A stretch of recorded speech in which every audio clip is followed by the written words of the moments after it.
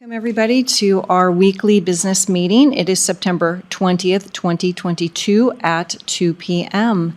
In attendance are Commissioners Brooks and Duncan in person, and Commissioner Filios is on the phone. Please join me in a moment of silence.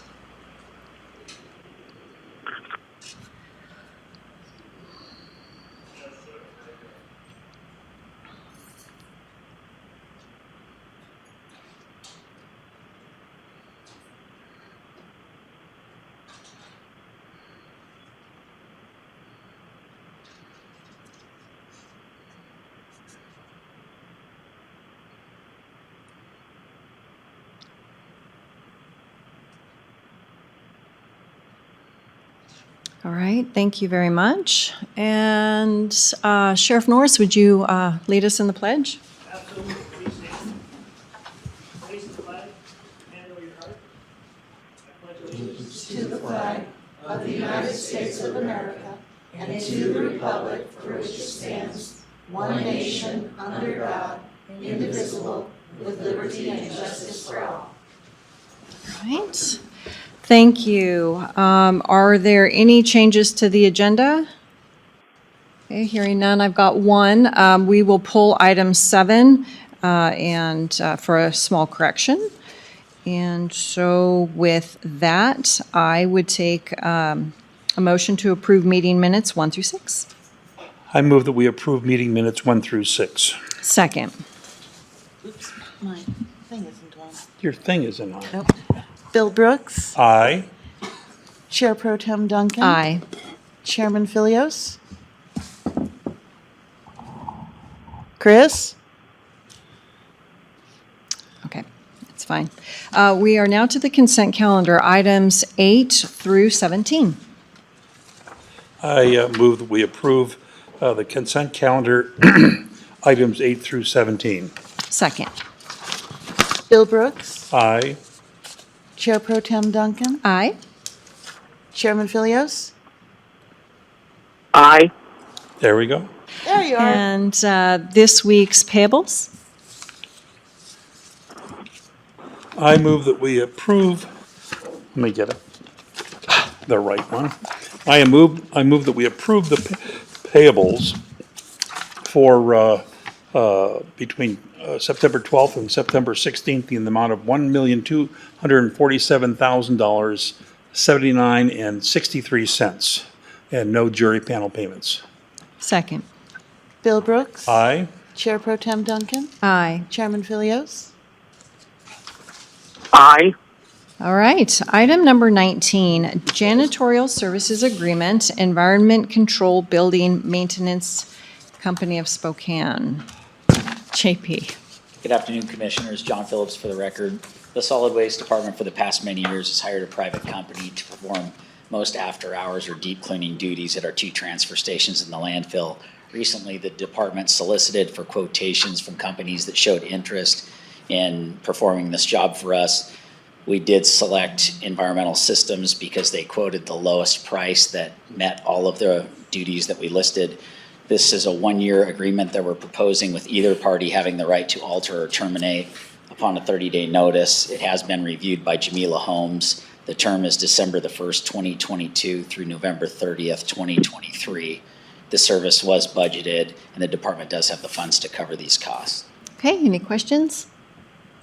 All right, motion? I move that we approve the janitorial services agreement with Environmental Control Building Maintenance Company of Spokane and Solid Waste. Second. Bill Brooks. Aye. Chair Pro Tem Duncan. Aye. Chairman Filios. Aye. All right, and item number 20, this is a billing services agreement with the City of Coeur d'Alene and Solid Waste. JP again. Again, John Phillips for the record. Currently, the Solid Waste Department pays the City of Coeur d'Alene to provide billing services for waste disposal fees for commercial solid waste accounts within the city limits of Coeur d'Alene. This has occurred for many years. We've been happy with the service and would like to continue having the City of Coeur d'Alene fill these duties for our department. The term of this agreement is October the 1st, 2022 to October the 1st of 2026. So it's a 4-year agreement.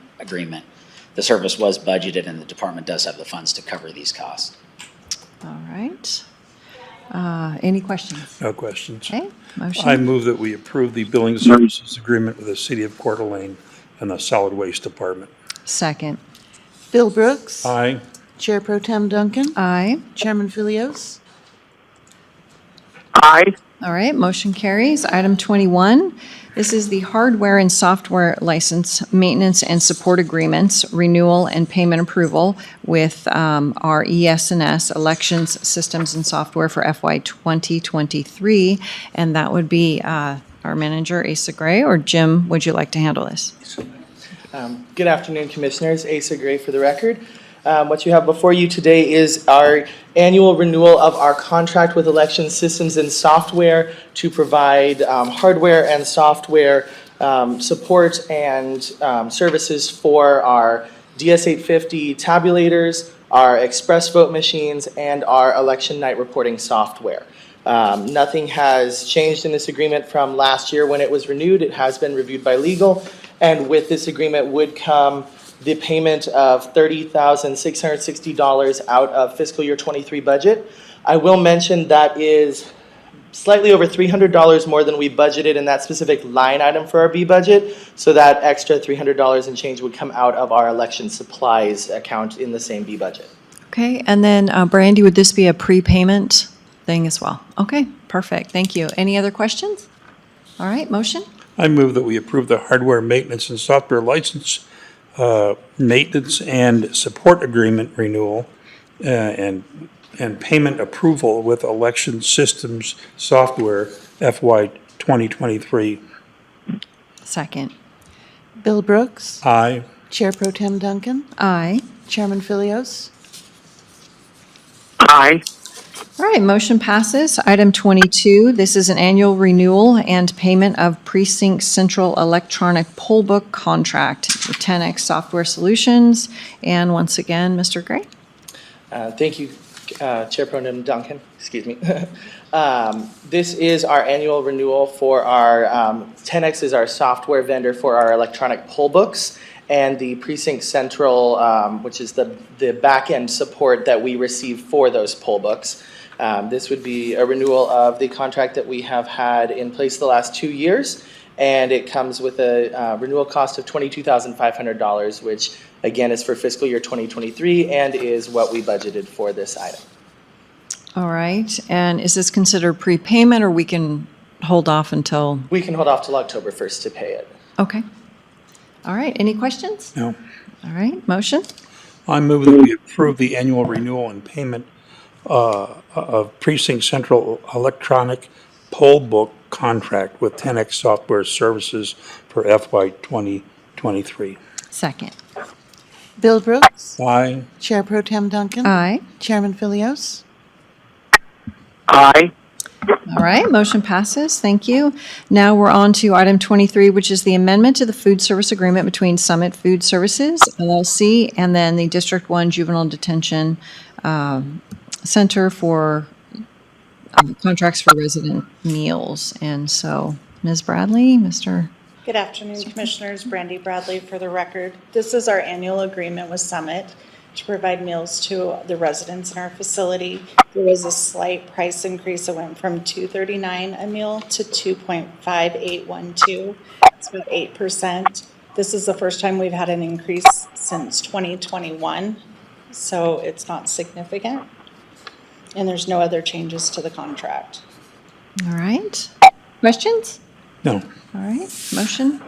I move that we approve amendment to food services agreement between Summit Food Services LLC and the District 1 Juvenile Detention for residential meals. Second. Bill Brooks. Aye. Chair Pro Tem Duncan. Aye. Chairman Philios. Aye. Motion carries. Item 24 is the land use agreement 1202RZ22T0104 USDA Forest Service. And Ms. Stevenson?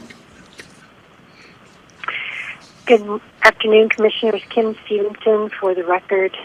We have our annual land use agreement that the Forest Service has to utilize the south ramp and a couple of other areas on the airport for parking and such during fire season. The period of this is July 5th of 22 through December 31st of 2024, so that is new. Typically, they are just a year. And so this is our base year. The minimum amount guaranteed payment for this use is $10,000 per year, and the calculation is $800 weekly plus $50 per ship per day. All right. Any questions? Okay. I move that we approve the land use agreement 1202RZ22T0104 with the U.S. Forest Service in the airport. Second. Bill Brooks. Aye. Chair Pro Tem Duncan. Aye. Chairman Philios. Aye. All right, motion passes. Item 25, this is additional services authorization, number 1, for the COE, which is our Coeur d'Alene Airport, SRE building, our snow removal equipment building, and PEMB-ITD, which is ITD's, Idaho Transportation Department, finishes and TO engineer. Kim? Yes, Kim Stevenson, for the record again. This is a $13,563.13 agreement with TO for them to work on the SRE finishes, and it will come out of the $300,000 grant that we received from the state, dated July 19th of 2022. So there'll be no cost to the county for this agreement. All right, questions? Motion. I move. Go ahead. Chris? I think he said none. Okay. None. Yeah, go ahead. I move that we approve the additional services authorization number 1-COE SRE building PEMB-ITD finishes with TO engineers and the airport. Second. Bill Brooks. Aye. Chair Pro Tem Duncan. Aye. Chairman Philios. Aye. All right, motion passes. Item 26, SRO program, which is School Resource Officer Program Renewal for 2022-2023 school year with Lakeland School District and Sheriff's Patrol. Captain Smart? Thank you, Commissioners. I had brought this a couple meetings ago, and the board had asked me to reach back out to Lakeland School District about adjusting for our matrix adjustments for the upcoming year, as well as to look at a increase from the 65% to 70% that we have for our other school districts. The school district did sign off on an increase to add more funding to offset the cost of the matrix move. They were not inclined at this time to make an adjustment from the 65 to 70%. They're on a different cycle than we are for our fiscal year, and as such, theirs was already set, and so the adjustments were already outside of their cycle window. So we do have a meeting set earlier in February to start discussions with them about moving forward to 70% in the upcoming years. They also currently, when we went several years ago to get this in place, they had other school districts that were at 60, and so those ones came up to 65. That's why they settled in the middle, and so that's why they're going to look next year with us to see about increasing all around to 70 for all districts. Okay, great. Questions? Yeah, I think it's an essential. I think it's an essential program, but I would say in light of getting our budget synced up, that's just for their information, they should be prepared to go into 70% and working off the R matrix in terms of deputy salaries. So I don't have any problem with that as long as the school district has got the information. Okay. Great. Motion? I move that we approve the SRO program renewal for 2022/2023 with the Lakeland School District and the Sheriff's Office. Second. Bill Brooks. Aye. Chair Pro Tem Duncan. Aye. Chairman Philios. Aye. Motion passes, and we are at item 27, board approval request, cell phone reimbursement stipend for assistant to the trial court administrator. Carlene. Good afternoon, Commissioners. Carlene Behringer for the record. I'm here today to ask that my new assistant, Acacia Hildreth, be reimbursed for cell phone usage. Her phone will be on 24/7, so I would like that to be reimbursed at the county expense. Okay, it's pretty typical request, and your budget can absorb it? It can. Okay, perfect. Questions? No. Okay, motion? I move that we approve the request for cell phone reimbursement / stipend for assistant to the trial courts administrator. Second. Bill Brooks. Aye. Chair Pro Tem Duncan. Aye. Chairman Philios. Aye. All right. Motion passes. Number 28, grant award FY20 EMPG grant adjustment notice with U.S. Department of Homeland Security and FEMA, $21,905 with no match required. Office of Emergency Management. Tiffany, did you join us? Yes, I'm on the phone. So Tiffany Westbrook for the record. This is a grant adjustment notice for our EMPG awarding Kootenai County an additional $21,905.85. No match is required for receiving these funds. All right. And do you have allocation? Like ideas to what to spend the funds on? Yes. Yes, we have to do some stuff for CGIS and proxying some of the doors out here, so this will help with that. Perfect. Thank you. All right. Any other questions? All right. Motion? I move that we approve the grant award for FY20 EMPG grant adjustment notice from the U.S. Department of Homeland Security, FEMA, for $21,905.85 with no match being required. Second. Bill Brooks. Aye. Chair Pro Tem Duncan. Aye. Chairman Philios. Aye. All right, motion passes. Item 29, board approval request for our iCrimp renewal. And this is our risk manager and Cecilia Sweet joining us from HR. Thank you. Good afternoon. For the record, Cecilia Sweet, HR Generalist. We are requesting approval of the county iCrimp liability insurance policy. I've included the policy schedules, summary of the policy changes.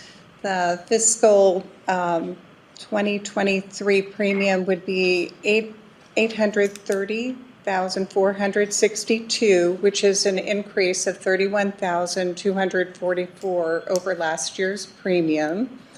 And our premiums are based on claim activity, payroll, and property values. And so most of our deductibles are $3,500 on vehicles and property.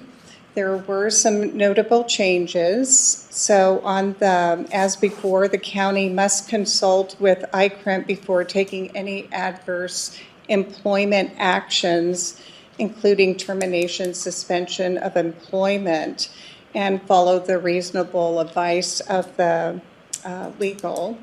Otherwise, there's a $20,000 deductible.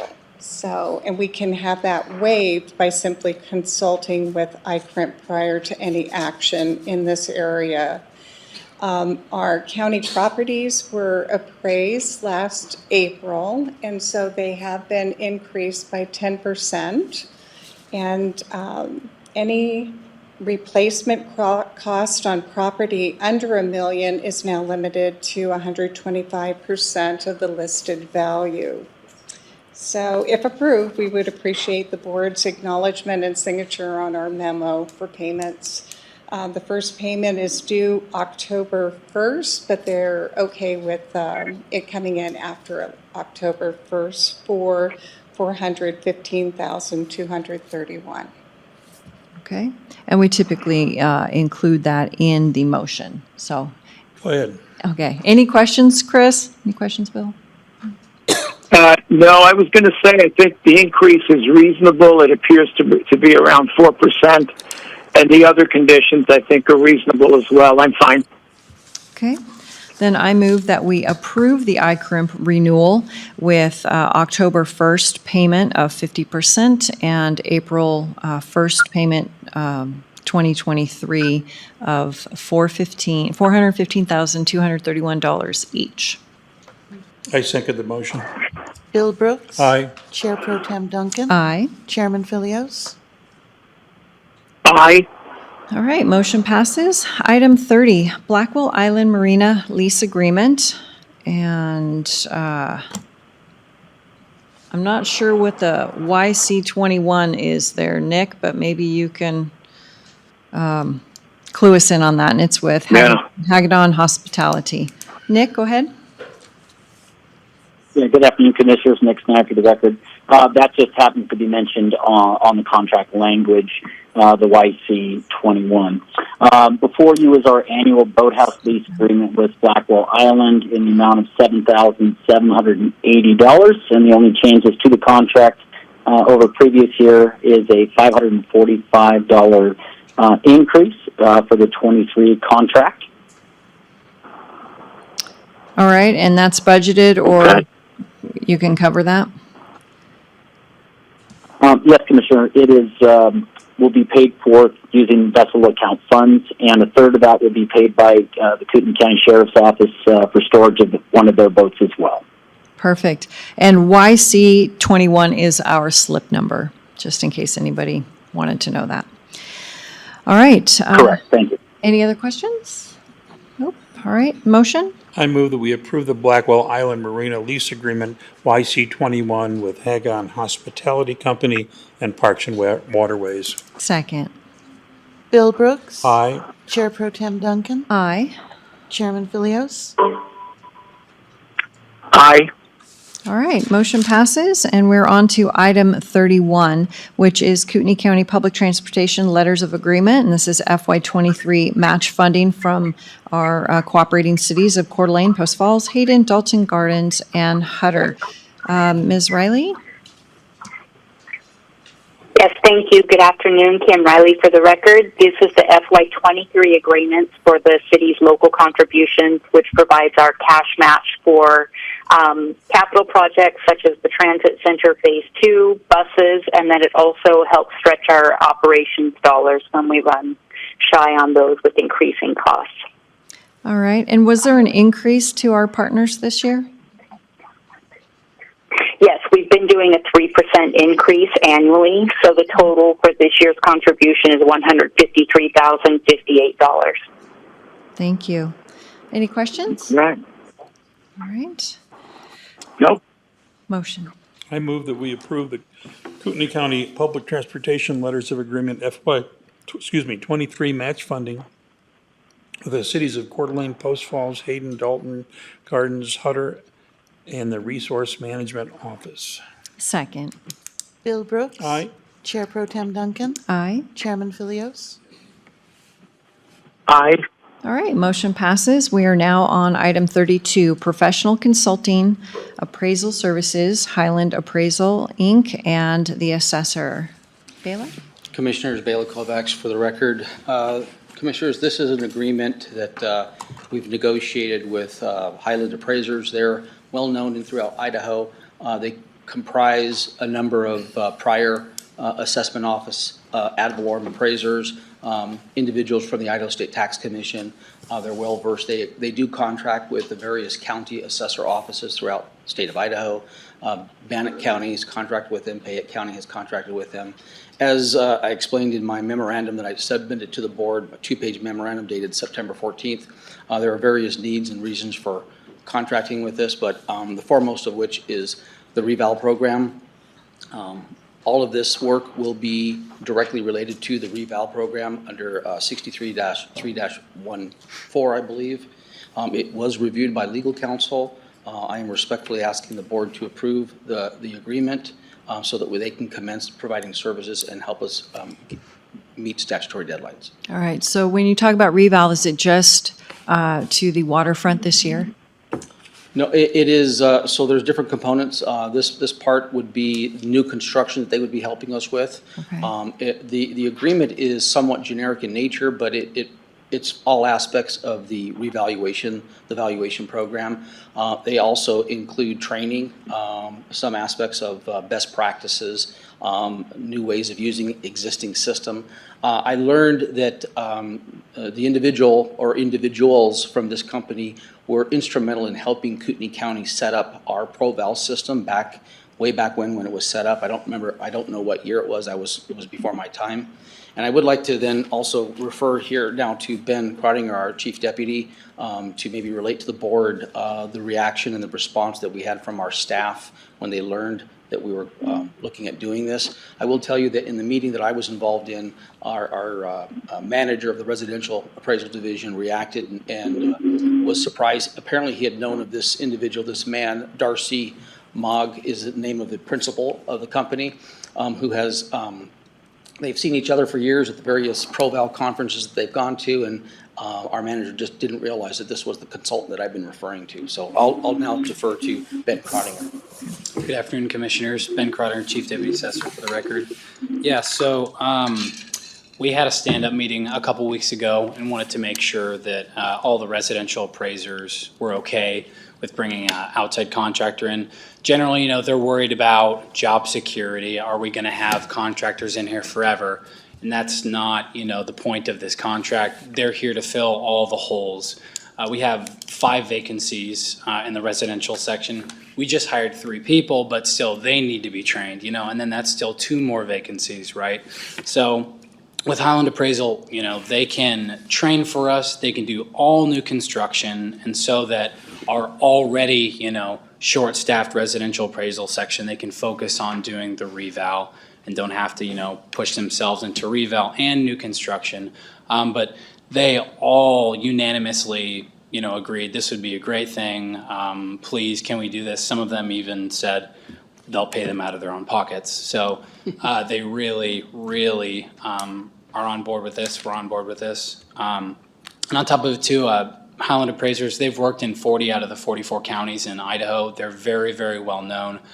They're really the #1 contracting ad valorem appraisal company for the state of Idaho. And Commissioners, the other thing I'd like to add is that of the 5 vacancies in appraiser positions that we had, I'd like to remind the board that out of those 5, 2 of those were brand new positions that we never had before, that we were approved to hire as of the beginning of fiscal year, the current fiscal year that we're in, October 1st, 2021 through the current year. And we've not been able to fill and find and locate qualified applicants to fill those positions, but we are working on it, and our plan and our intention is to fill those people. Okay. I just have a couple questions. Is there a not to exceed? Because it's in the contract, there is not a not to exceed. It's just 150 per appraisal. So we're looking at, for the new construction, we're looking at, and the numbers off the top of my head, I'm trying to remember, but it was in the range of about 1,600 new construction, and that number's going to vary depending upon you know, how that number keeps changing as the year progresses. But right now, when we looked at putting this together, that's what we were anticipating. That number does not include the cost of providing some in-house training, showing us some best practices and how to use the systems that we currently have in ways that we've not been using them. So this is a time and materials indefinite quantity, indefinite delivery contract. So the value will be expended based upon actual usage. We do have sufficient funds in our restricted fund. It's my recommendation, and this was part of the review through legal counsel, that the board authorized that those funds be used to pay for this contract because it's directly related to the valuation program. Sure. But with hiring the new people and still trying to hire the additional people, do you have a way that you're going to be balancing the fact that you're kind of depleting the A budget for these positions versus the contractor? Yeah, so I mean, we still have sufficient amount in our fund balance. Right. I think we're at, if you subtract what we have allocated for fiscal year 2023, we have services with a contractor, and then for a software upgrade. After all of that, we still have around $1 million or so in the budget, which it should be shouldn't be a problem, I should say. Yeah, The value of it's this a contract million, is- but it's a million, but you got $250,000 going out right here. So I just want to make sure that, we're just keeping an eye on that balance. Absolutely. Yeah. I think, just my last question, are these considered temps and they'll be working for you directly, or are they supervised by the company? So these will be independent contractors of the consultant, if that's what you mean. But they will interface with our staff, our manager, our chief deputy, myself. So that they'll be working under ultimately, it's up to the county to accept the work that was performed by the consultant. So I don't know if that answers your question. Well, what I heard is they'll be working for the consultant, not necessarily for you directly. Yeah, they are not county employees. Sure, They're well, independent contractors. Right, okay. And then if they are independent contractors, is that something we can use in the future to fill in holes instead of going through a whole thing, just, independent contractor here? And I would say yes, but that's going to be a qualified yes, and that's because ultimately the services of this firm is in demand.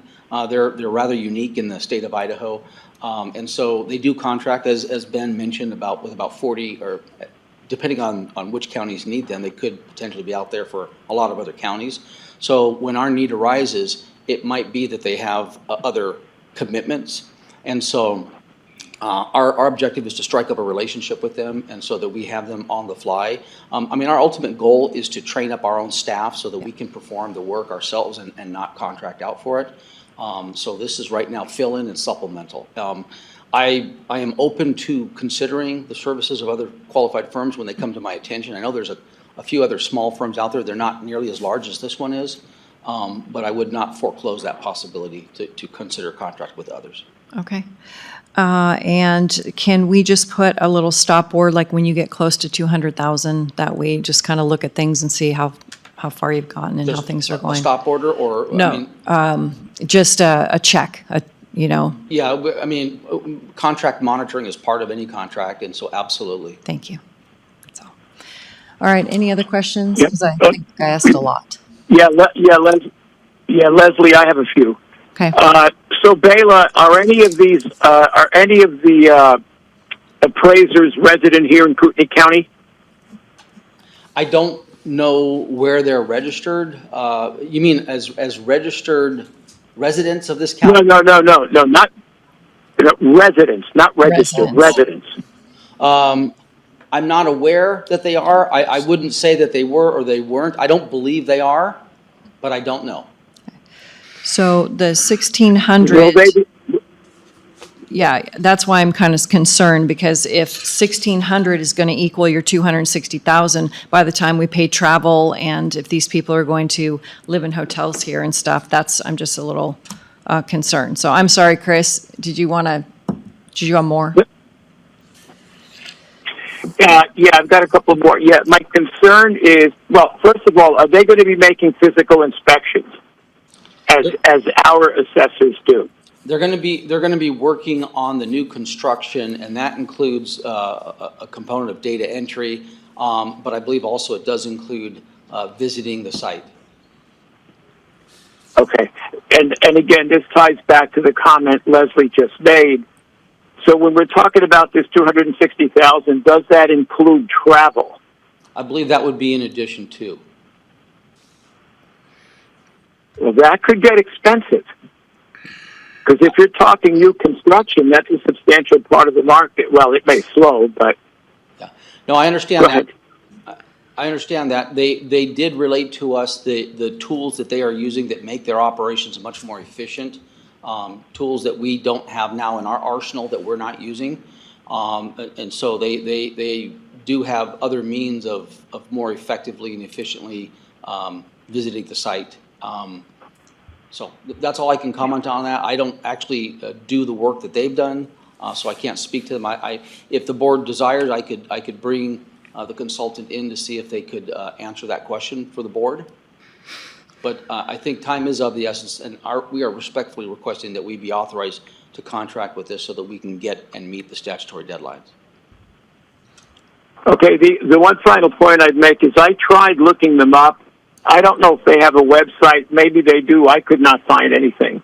They do. Which, of course, doesn't mean anything, because if you're telling me that your residential appraisers are high on these guys, that's fine by me. Back to Leslie's point, I think we're going to have to monitor it very carefully, especially as you approach the, like, if you want to call it, $260,000 limit. But if you could, I'd appreciate knowing what they're anticipating for travel and any ancillary expenses that might exceed what we're anticipating. I could request that they provide an estimate. Okay, I appreciate it. I'm done. I'm okay. Okay, Bill? I don't have any questions. Go ahead and make the motion if you want. Okay. I move that we approve the professional consulting appraisal services with Highland Appraisal, Inc. and our assessor with a check back at about an expenditure of about $200,000. I second the motion. Bill Brooks, No. Chair Pro Tem Duncan, Aye. Chairman Philios. Aye. Okay, motion passes. Item 34? I'm sorry, yes, I'm sorry, 33, actually. May I make a clarification? Because the quantity that we estimated was about 1,600. So that would put it over 200,000. Right, so I'm just saying, when you've already paid out about 200,000, come back to the board and let's have a talk about it. Okay. So, that's all. Thank you.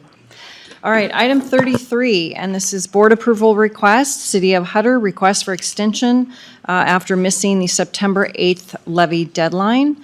And we have several folks here, so let's get. Okay, thank you. Thank you. Yes.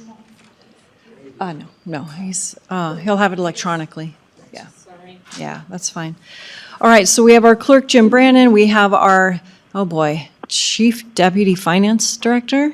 All right, Keith Taylor. And then, gentlemen? Brad Kane, Mayor, okay. All right, Link Sumner. All right, I don't know who is going to lead us off. All right, so Mr. Sumner? You need to turn your microphone on. It's just a button you push and you can leave it right there. Thank you. All right, are we good now, ma'am? Yes. Okay. Yes, please. We are here today. We missed our scheduled date. Just no excuses, just simply missed it. Lots of errors were done. And I brought documentation that was requested. I'd be happy to bring to the board if you guys would like to look over it. Yes.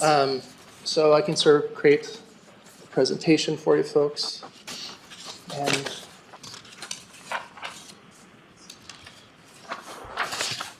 I'm sorry, I should have broke this up originally.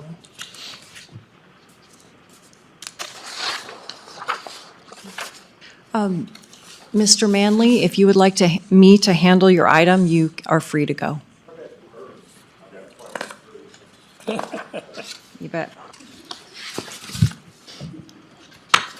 And Carlene, sorry, you're just stuck. Okay, I don't know. Okay.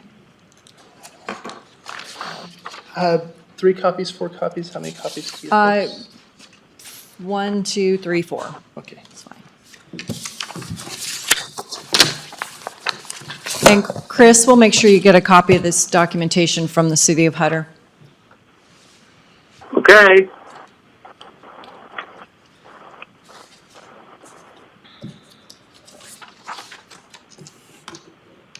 Oops.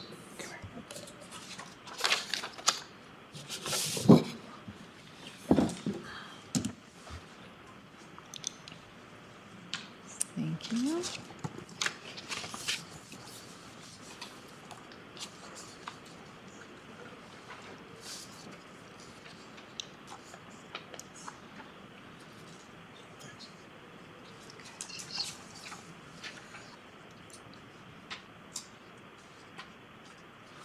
Thank you.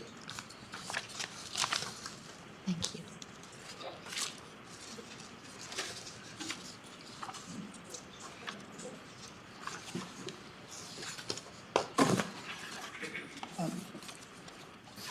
So other than us requesting for an extension and proper link for notification to resubmit our notice to the public for the request of our 2022-2023 fiscal budget. I was also asked to present some additional information.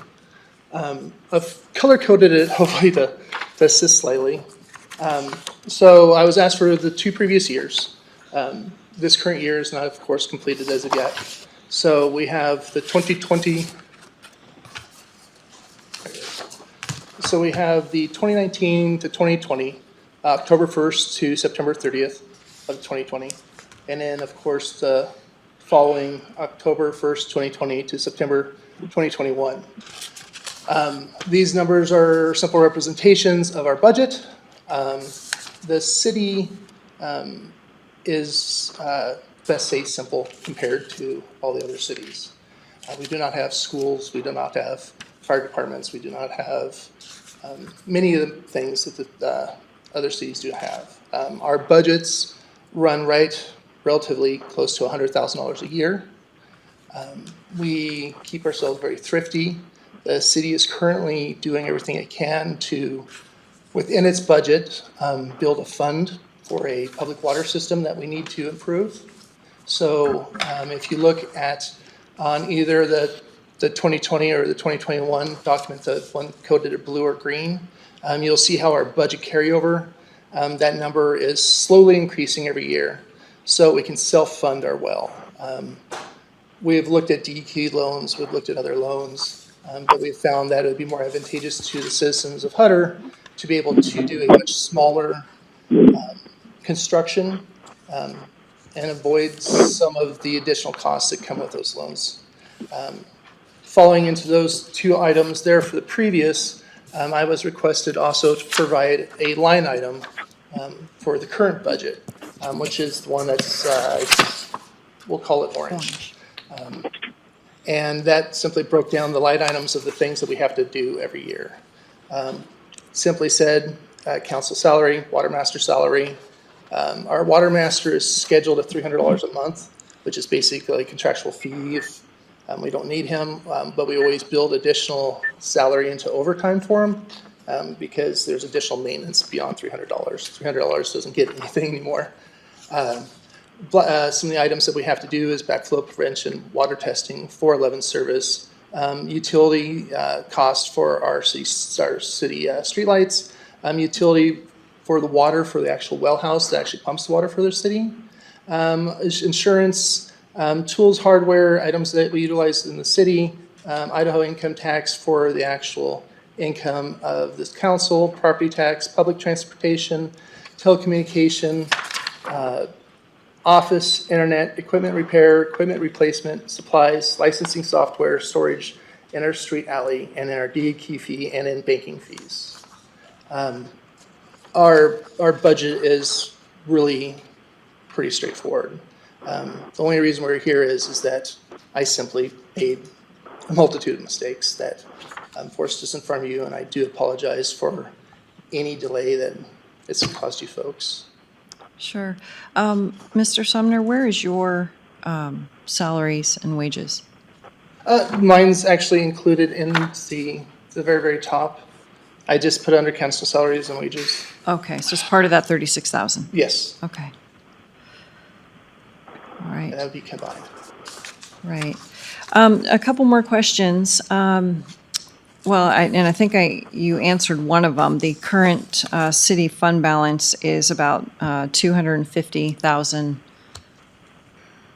That we currently have, yes. Okay, Yes, approximately that one. reserve. Okay.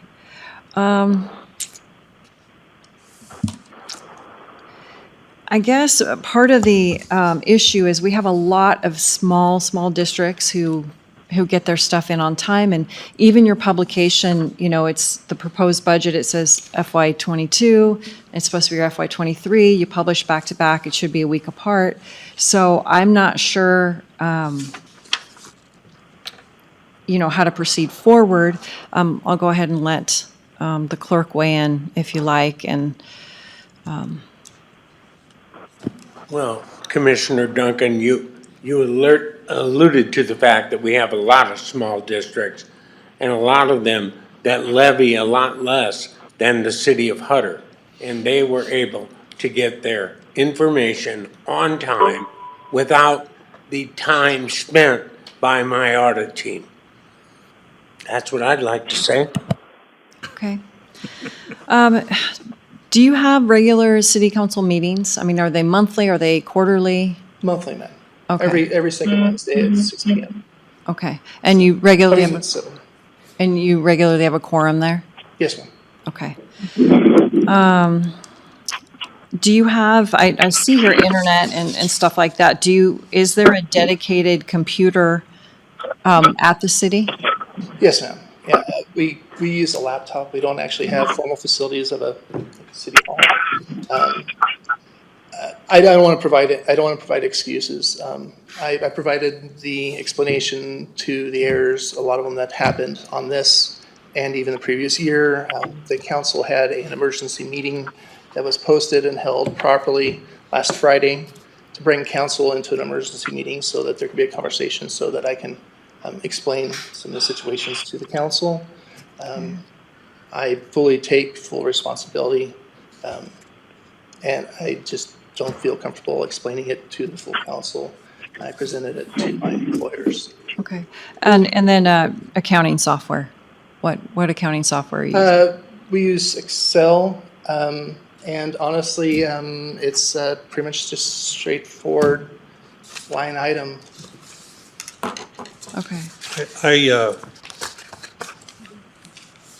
not going to sit here and wag a finger at your city. That's just counterproductive. I'm not going to get into the minutia of what version of Excel you use. I don't care. What I got here is you missed a deadline. When are you going to get it in? That's ultimately our question to you is what's the soonest? We need to have the 7-day posting, so that means I need to contact Correlate Press. Okay. They've been they're amazing. So it usually takes me about 2 days posting. So if I can resubmit to the Correlate Press today, the first day posting I'd estimate Friday, then that means that 7 days beyond that would Okay, be you that. figured this out. About when can the county expect the money? The finalization of the Yeah, that would be, we should be able to do an emergency vote and post public notice next Friday. okay. That's all I wanted to know. That's pretty, like I say, it's late. We can't go back and undo. But won't be late again, right? I mean, And you've taken responsibility and that's all I can ask. Chris, do you have any questions? Yeah, I was just going to say, what assurance do we have that it's not going to happen again? And I only ask that.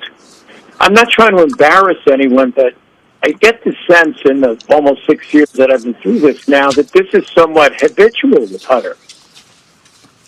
Comment? we're a small town. This is a second job. This is 40 hours on top of 40 hours. 10 years ago, nobody wanted it. And it was either the city dissolve or somebody step up, and I stepped up. It has been learning. I was a previous business owner. I'm currently working in banking. I mean, I do understand finances. I do understand income. I do understand how to save. All I can do is say that I will do my very best. That's all a person can say. The council is also alerted that I've requested them to be my watchdogs. Best said. They had been receiving, we had a error with email, items and going to the wrong email address. So communications were failing. With that said, they were hitting the city council. City council, generally every year, everything's good. That's right. They don't usually reach out. They just say everything good. This year, that practice of additionally adding them, they will now absolutely be on top of me on doing this. And perhaps even maybe it's my time to fade away. So we'll see. So I go ahead, Clerk. Answer to Chris's question, yes, habitual. Yeah. So I struggle because on the one hand, we require this of all the other taxing districts. And if we say no, then how much does that hurt the city residents because you're saving for this, new well? So I hate to punish them because of, your mistakes, but I also can't punish, 6 of my staff every single year.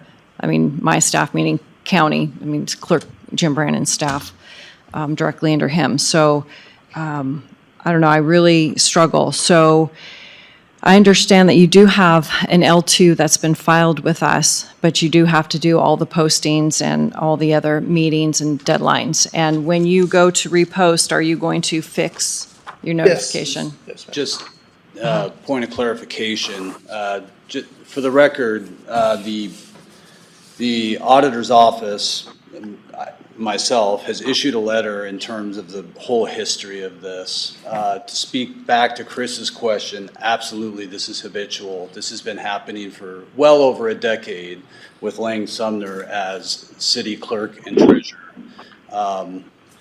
So the letter outlines that. To speak to the lack of notice, and again, this letter, the question would be which L2? So Right. far, he's issued 4 L2s to the auditor's office.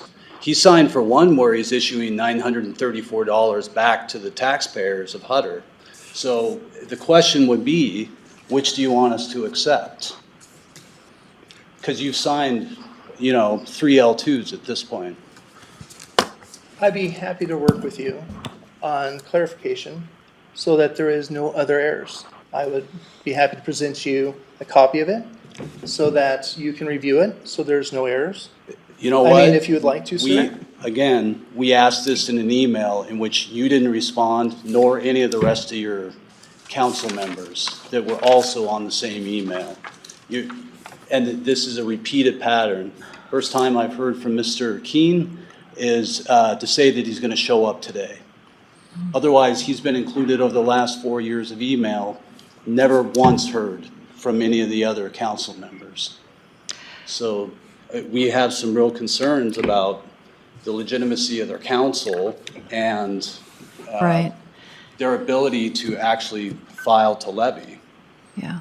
So I guess for me, I would not be inclined to grant the extension because something's got to change. Something drastic has got to change. And maybe the city decides to disband. Maybe, they take the salary from the all of the council members and put it towards a person who's dedicated, who has the bandwidth to actually work toward, for the city. I don't know, but I'm not sure that I can support the extension. I have 2 other commissioners who can easily. Yeah, I have a question of Clerk Brannon. What if we don't accept it? I'm not a lawyer. I am not a lawyer, but, when I here's a list of email addresses, and I was given these by the city of Hutter. And if they don't put the right email address, I don't know how I'm supposed to communicate with them. And whether we levy, they levy or not, is totally in your purview. And you have legal counsel sitting here. I don't know how to answer that. I just know it's been very frustrating for our team and continues to be so. I think we need to revisit this at another business meeting after we've had time to consult with legal counsel in terms of what our alternatives are. So the research I've done is, don't want to put you on the spot, Dave, that unless you want to be put on the spot. Well, I provided legal advice to the clerk's office. I don't know if I'm free to share what I've already written. Yes. But I've done some research into this. I don't know if I can answer all your questions. So it'd be up to Jim to decide if he wants me to go ahead and share what I've already written. I think it would be all right, David, because we have shared that with the commissioners as per their request. The other thing I would like to say, when a budget is less than $150,000, there is no requirement for an audit. None. Any taxing district. So Who knows? So, Bill, if your question is, do the Board of Commissioners have any obligation? No. If we don't approve it, it's good. If we do approve it, it's fine too. So we literally have whatever we want to Okay, do. well, I'd be inclined today not to approve this. Okay. May I ask a question? Yes. That was part of the emergency meeting that we had about conversation if it was and if it was not. The city still have funds to operate another year. With that being said, if there is not a levy, does that mean that the citizens or the property owners of our city will not be taxed? Correct. For your portion only, they still Correct. have to pay all the other county schools, highway districts and all that, but just for your portion, correct. Okay. So, Chairman Filios, did you have anything to add? Because it sounds like we're not approving an extension. Yeah, I mean, it almost sounds as though we're punishing the residents of Hutter by not maybe it's grace because they're not going to be taxed. But if they're not going to be taxed, how are they going to pay for their services? I don't know that not approving it is going to prove anything. But then on the other hand, I don't know how to send a message because this has been habitual. Yeah. And That's what my concern. what Mr. Sumner did allude to is that they would use fund balance to pay their obligations for this coming year. And then work with the auditor's office, I would hope, in April to make sure that everything is done maybe ahead of time. And the red flag for me is habitual. You guys had mentioned this. If it were a one-off, okay, but it's been habitual, and then a lack of responses when asked for, so. Yeah, and I would add, I appreciate the effort. I genuinely do.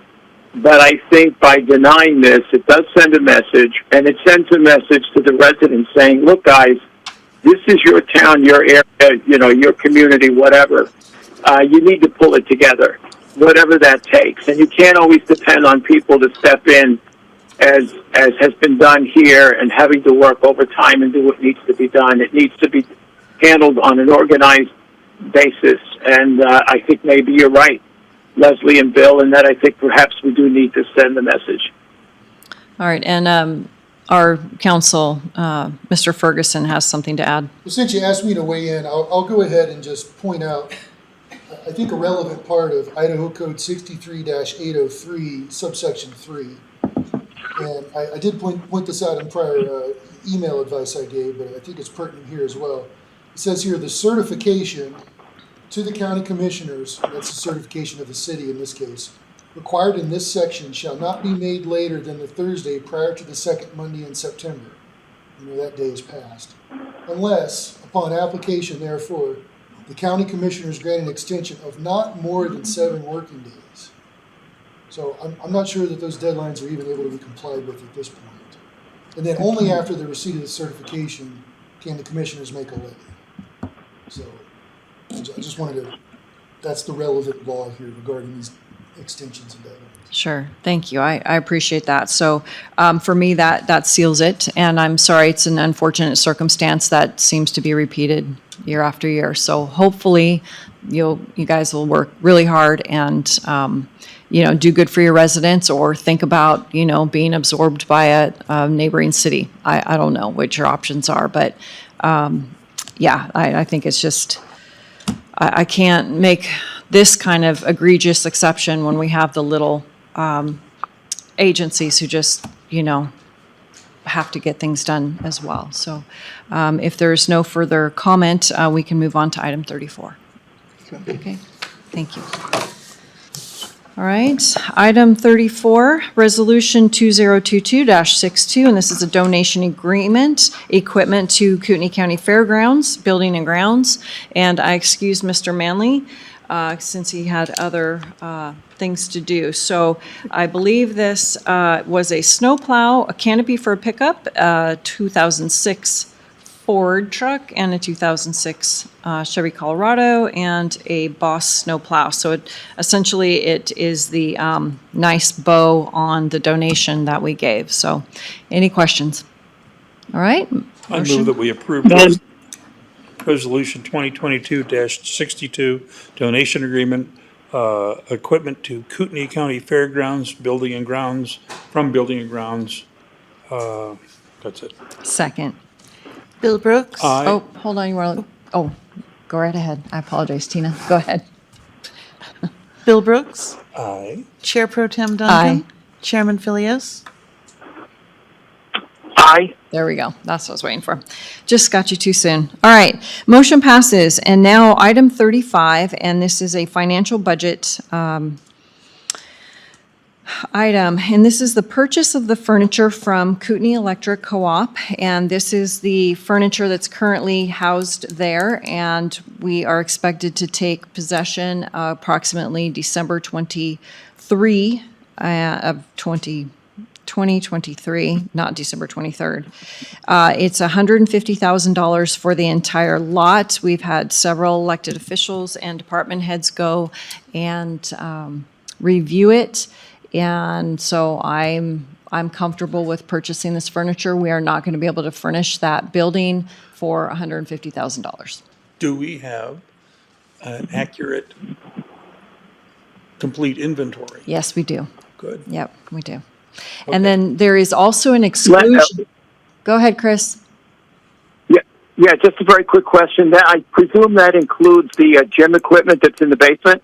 It does not. I was getting to that exclusion list. There are still some department heads Yeah, go that ahead. were talking about the exclusion list, which does not have to be addressed until October. So I would bring that back before the board in October with some suggestions. Okay. All right, and so this is going to be $150,000, and what it's going to be is a prepayment for FY23. You want me to- Okay, I move that we approve the, excuse me, financial/budget purchased furniture and equipment from Kootenai Electric Co-op and the BOCC. All right, and I'll just make it $150,000 prepayment for FY23. Second. Oh. Yes, yeah, so the Kootenai Electric, no, Kootenai North Fund, whatever. Okay. Bill Brooks. Aye. Chair Pro Tem Duncan. Aye. Chairman Philios. Aye. All right, thank you. Motion passes. Item 36, new district judge support letter. Carlene, would you lead us, please? Good afternoon again, Commissioners. Your button. Thank you. Good afternoon, Commissioners. Carlene Behringer, Trial Court Administrator for the record. I'm here today to discuss Kootenai County, a new Kootenai County District Judge. And I'd just like to give you a little bit of background about why we would be making this request in the state fiscal 2025 budget, which would begin July 2024. So basically what has been going on over the past couple of years, we have had it was Judge Wayman, now it's Judge Duggan from Shoshone County coming down to help with a felony caseload. And then we also have Judge Burries, who's a Bonner County District Judge, coming down to help Kootenai County with a civil caseload, because we just didn't have enough judges to cover all the cases that we've had. So the caseload keeps increasing, not only here, but it's also increasing in Shoshone County and Benewah County and Bonner and Boundary. And that is why we'd like to ask for a full-time district judge in Kootenai County, so the judges that are coming from the other counties can just stay within their counties and do the work there. Of course, our jury trials have increased, and business is really busy right now because of COVID. We do have a big population burst. In speaking with Judge Duggan, she told me that one of the things that she's recognizing is not only are we getting more felonies, but we're getting more cases with multiple charges. And we're also seeing repeat offenders and defendants that have additional cases. They're not just coming in and handling one case. They have multiple cases at one time. And also, the Kootenai County Public Defender's Office has a very strong practice of making motions to reduce sentences and also to correct sentences. So that takes a lot of time as well. And she also indicated to me that she now only has 1 day per month to work on decisions and other writing matters. So in speaking with Judge Meyer, we decided to include that in my 2025 state budget. We already have chambers for that judge. That judge would be chambered over in courtroom 14. And there is also a clerk that already works with Judge Bariz and Judge Duggan. So that position exists already. And then it would be the state's responsibility to try to find a court reporter. Okay. So essentially, I'm hearing that it's no to low county cost. And then also, you said housed in courtroom 14. Is there judges' chambers already then? Correct. Okay. Yeah. All right. It's a felony courtroom with a jury box. Perfect. Okay. And I guess what you're asking for is just a letter from the commissioners to say, yes, we support you asking for an additional district judge. So, Chairman Filios, any thoughts, comments? No, I think it's entirely reasonable. The workload, I think, demands it. Yep. I'm fine with it as well. Bill? I'm for it. Okay. All right. So I don't think we necessarily need a motion. It's direction. So if you would work on the letter, Carlene, and submit it, and we'll get that signed. Okay. Thank you very much. Thank you very much. All right. Item 37, another discussion item. This is janitorial service, request for proposal, and in-house options. And since I did excuse Greg Manley, we'll go ahead and just make it. Yeah, we'll just make it a really short discussion. He has been working on a request for proposal because the current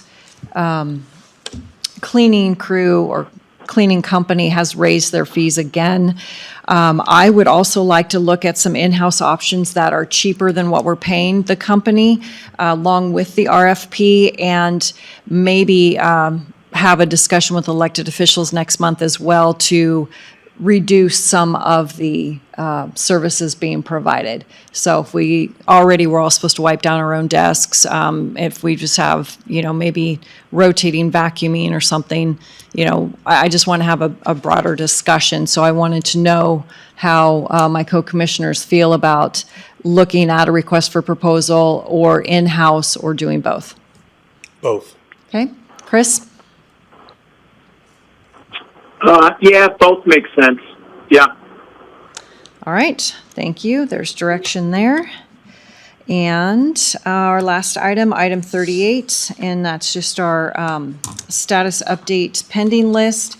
And the only thing on it is our Justice Center expansion, and there is no change. Legal is still reviewing the standard contract, and once that happens, negotiations can go forward. So, with that, I will take public comment. I have some comment. I'm part of the public too.